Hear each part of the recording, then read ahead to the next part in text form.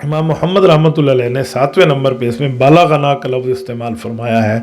इसको क्या कहते हैं कि हम तक ये बात पहुंची है, यानी ये मुहद्दिसीन का उसूल ज़िक्र फरमाते हैं तो यूँ कह देते हैं। और इमाम मोहम्मद रहमतुल्लाह ताला अलैह ने इसमें जो अहदीस ज़िक्र की है उसमें कोई हदीस ऐसी नहीं है जो झूठी हो, जिसको हम कहते हैं मौजू। झूठी रिवायत इसमें कोई नहीं है, कोई रिवायत मौजू नहीं है। इसके ऊपर वज़ा की जरह इमाम मोहम्मद रहमतुल्लाह अलैह की किताब में मौजूद नहीं है। हाँ, कुछ रिवायात पर ज़ुअफ़ की जरह है कि ज़ईफ़ है। एक बात जहन में रखें, अवाम समझती है कि जो झूठी रिवायत होती है वही ज़ईफ़ होती है। फ़र्क है, ज़ईफ़ रिवायत और है, झूठी रिवायत और है। झूठी रिवायत का मतलब होता है गलत है, झूठ है, बहतान है, इल्ज़ाम है, गलत बात की है, इसको कहते हैं मौजू रिवायत। और ज़ईफ़ का मतलब ये नहीं है कि वो रिवायत गलत है, झूठ है। ज़ईफ़ का एक फ़र्क है। बाज़ औक़ात हदीस सही होती है, रावी ज़ईफ़ कब हो जाता है? जिस वक्त रावी कोई ऐसा काम कर रहा हो जो काम शरीयत में अच्छा ना हो। मैं मिसाल के तौर पे कहता हूँ, कोई बंदा सर नंगे बाज़ारों में घूमने का आदी है, या अपने घर में कबूतर रख रहा है, या कुछ ऐसा काम कर रहा है जिसको शरीयत अच्छा नहीं समझ रही, तो उसकी रिवायत को ज़ईफ़ कह दिया जाता है।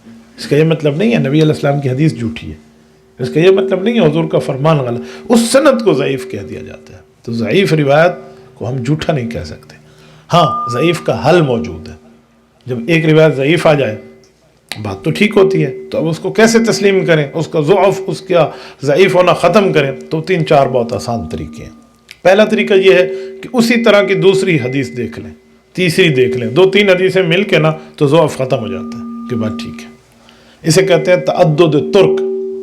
और इसके अलावा एक और मामला भी है। वो मामला ये है कि कोई फ़क़ीह माहिर शरीयत हो, उससे इस्तिदलाल कर ले। तो फ़क़ीह अगर माहिर शरीयत उससे इस्तिदलाल कर ले तो इस्तिदलालुल मुज्तहिद बिहदीसिन कान तस्हीहन लहू, तो हदीस की सेहत हो जाती है कि जी मुज्तहिद ने अगर इस्तिदलाल किया है तो हदीस इतनी मजबूत है तो उसने इस्तिदलाल किया है। तो इमाम मोहम्मद ख़ुद मुज्तहिद है, मुज्तहिदों के इमाम है, तो जब ये उससे इस्तिदलाल फरमा रहे हैं तो अब तो ज़ौफ़ ख़त्म हो गया, तो इसीलिए ज़ौफ़ की जरह भी उस पर नहीं हो सकती। इसी तरह बहुत से उसूल और भी हैं जिसको अहदीस के बारे में रिवायत किया जा सकता है कि ये इस तरह है और हज़रत इमाम मोहम्मद रहमतुल्लाह ताला अलैह ने इस पर इस तरह काम फरमाया है। अल्लाह जल्ल शानुहु हज़रत इमाम मोहम्मद की कब्र पे करोड़ों अरबों रहमतें नाज़िल फरमाए।